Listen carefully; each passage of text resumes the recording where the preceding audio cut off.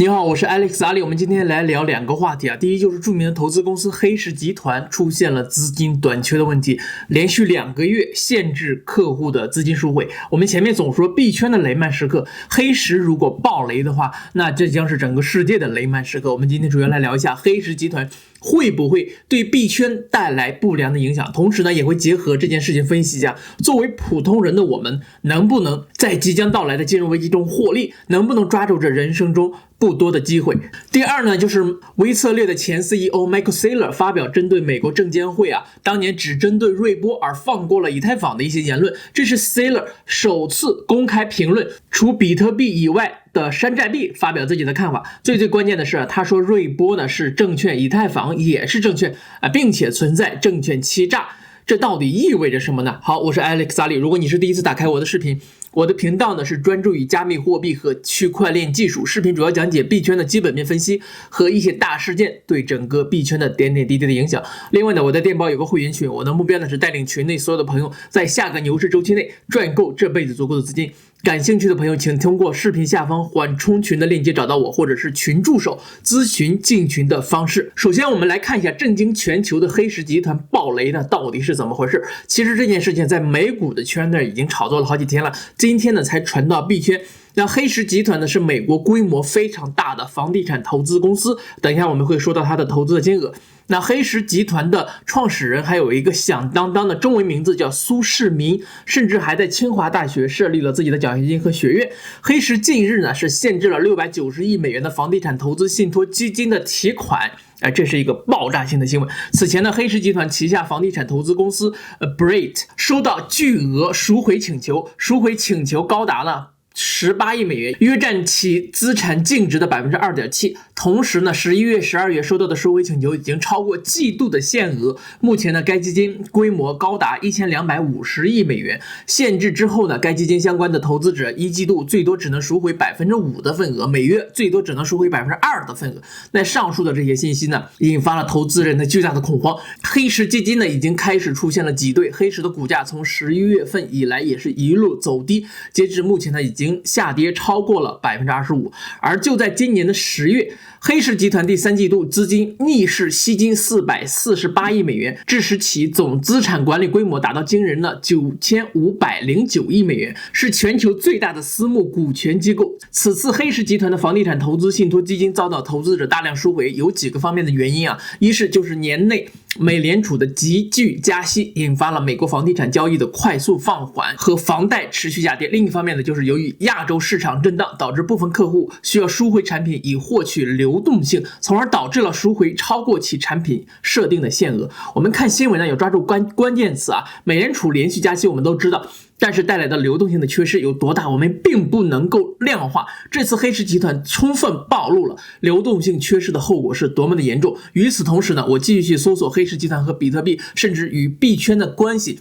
那么我发现2022年8月份，黑石集团雇佣了来自 Coinbase 的前副总裁 Adam White 担任黑石集团的加密货币投资顾问，用来管理旗下的9410亿美元的资产。这是新闻稿上写的这个数字9410亿，我们刚刚说的是9509亿。要知道今年8月份的比特币的价格呢是25000美元左右。我们并不能够知道从 Adam White 上任以来帮助黑石购买了多少比特币或者是其他的加密货币，但是我们知道不管他们买了什么，目前呢已经是深深的套牢的状态当中，流动性进一步呢被加密货币拖住，从而加剧了资金的缺口的更大化。那如果下一步美国证监会逼迫黑石集团将资金还给客户的话，那是不是他们最先考虑的就是卖掉手里面的比特币呢？又或者是黑石集团的对手瞄准了他们的资金的缺口，在不久的将来呢去做空比特币或者是整个的加密的市场，然后黑石的基金进一步紧缺，是不是也有这个可能性？所以说这样的大环境之下不要涨一点就高喊牛回，牛都快昏过去了。那对于我们普通人在如此凶险的大环境下该如何寻找暴富的机会呢？那我在新频道当中也讲过很多次了，今天呢在这里总结一下。首先呢不要放弃目前挣钱的能力尤其是币圈之外的挣钱的能力，一定要坚持下去。现金为王多多的囤这个手里面的现金。其次呢，不要盲目抄底，不管是美股、币圈还是房地产真正的大萧条还没有到来，万一再来个世界大战什么的，所有的资产呢都会持续下跌。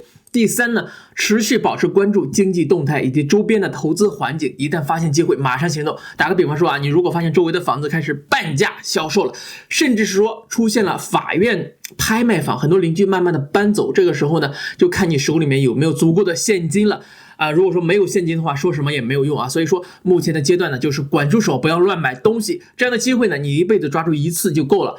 好，接下来我们来聊一下微策略的前 CEO Michael Saylor 在参加最近一次访谈的时候的言论啊。我把视频下载过来了，大家可以先看一下。What are your thoughts about what's going on with Ripple and how he is handling the Ripple case?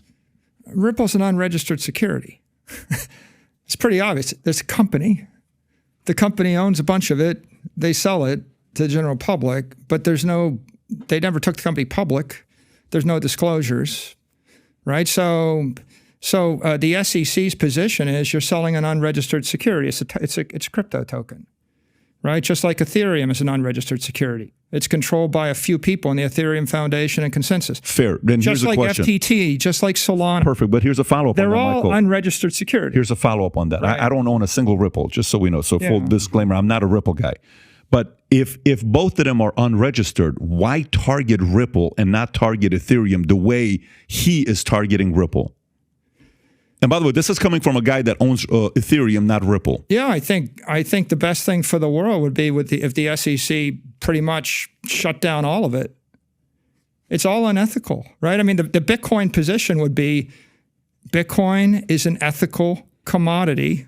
All of these other altcoins are unregistered securities. They're all just equity tokens issued by a company in order to get around going public, and they're committing securities fraud. Ethereum included. Of course, especially Ethereum. You know, Ethereum's got $20 billion of ETH token locked up in the staking contract right now, and there's a couple of people that may or may not give it back to you ever. Now, isn't that the definition of investment contract? If a bank took $20 billion of your assets, froze the window and said you can't have your money back ever, maybe in the year 2024, we're not sure. We're just going to keep it. We may actually give you interest on it. We may take it all. We may slash it. That's the definition of a security, right? It's an investment of money in a common enterprise, relying upon the efforts of others and expectation of profit. The whole point is if you want a crypto asset to be a commodity, you can't rely upon 4 engineers, a company, a CEO. If a person can make a decision, it's not a好，那么大家看完了有没有发现点什么？首先，这个视频最开始出现的这个他，应该就是证监会 SEC 的某位高官。当年瑞波和以太坊同时被 SEC 追踪，但是呢，最后被起诉的只有瑞波，所以很多人非常的好奇，为什么当年只盯住了瑞波呢？大家也都看到了瑞波目前的状态啊，几乎就是半死不活。相反，以太坊发展的风生水起，天上地下的区别。那 Michael Saylor 说啊，瑞波是公司公开销售股票，却没有在证监会进行注册，所以属于证券欺诈，这才是被证监会盯上起诉的原因。但是以太坊当年呢，是几个人成立了基金会管理的，所以侥幸逃脱了证监会的纠缠。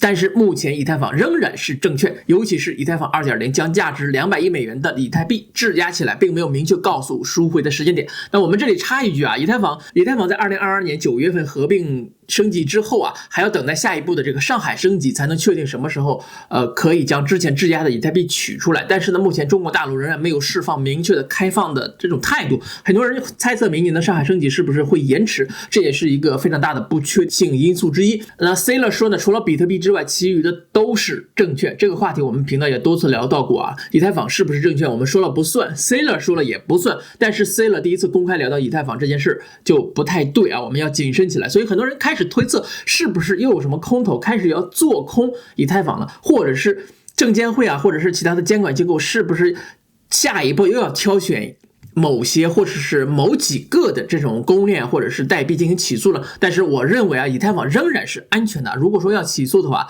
，ADA、Solana 应该是首选。这2个公链的代币啊，大家可以避开，不要去投资。好，以上呢就是今天视频所有的内容了。如果说你觉得对你的投资和思考有所帮助，请点赞这个视频，订阅我的频道，让我们下次再会，让我们一起进步，共同发财 ，Peace。